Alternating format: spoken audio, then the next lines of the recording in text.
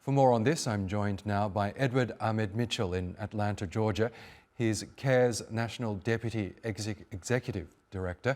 Really good to have you with us, Edward. The European Union says starvation is being used as a weapon of war in Gaza. Human rights organisations and other NGOs have echoed that sentiment. How do you believe is the Biden administration complicit in the starvation of civilians in Gaza, as you've said?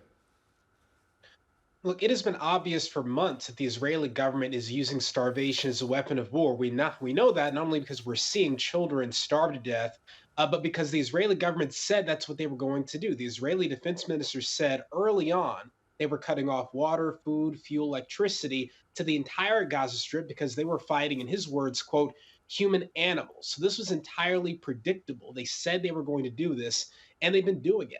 And what's so frustrating is that the Biden administration is pretending otherwise. They keep softening their rhetoric while the Netanyahu government hardens its policies. The Biden administration can stop this starvation by using American leverage to get a change in policy, but they are only softening their rhetoric, not changing the policy. And that makes them sadly complicit in every single child that is starving to death in Gaza.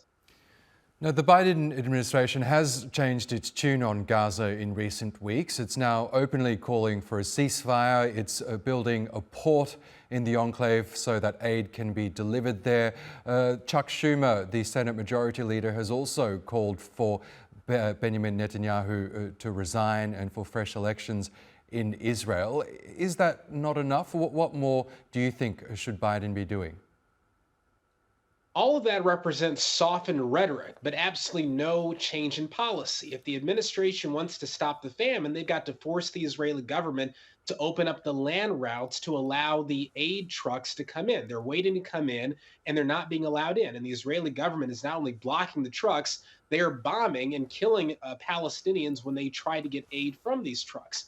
And then, of course, you've got the indiscriminate bombing campaign that continues every single day, including in Rafah. And that's happening with U.S. weapons. So if the administration is serious about stopping the famine, stopping the killing, they've got to use U.S. leverage. That means no more weapons, no more bombs, no more bullets for the Israeli government that they're going to use to kill innocent people. And it means telling the Israeli government that all aid is going to be cut off if you don't allow American aid to come in and other aid to come into the Gaza Strip. So the problem we have is that the administration is softening its rhetoric, Netanyahu is hardening his policies, and we're not seeing any real change in the ground. At the same time, it's becoming increasingly hard to ignore the human toll of Israel's war on Gaza. I'm wondering, how is it now being perceived in the United States? We know various administrations, past and present, have claimed that Israel is the US's biggest ally in the region. But how are people perceiving the violence in Gaza right now?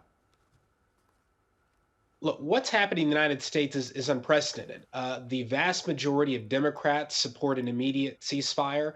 Majority of independents support a ceasefire. Even many Republicans support a ceasefire. What's happened is that people have been able to see a genocide happening in real time on their own phones, right? They've been able to cut through the media bias, cut through the noise of our government, and see for themselves kids being pulled out of the rubble, babies literally reduced to being skeletons. And so that has changed the dynamic in the United States. And you've seen this manifest in voting. You've now got hundreds of thousands of people voting uncommitted or no preference in our ongoing elections to protest President Biden's policies. So we are seeing a significant change in American public discourse about Israel and Palestine because people have been able to see for themselves what is happening. And that pressure that the American people are putting on the president is changing his rhetoric, but we need to see it really change the policy next. Okay, Ahmed Mitchell, we'll have to leave it there. But thank you so much for sharing your thoughts with us on TRT World. Thank you.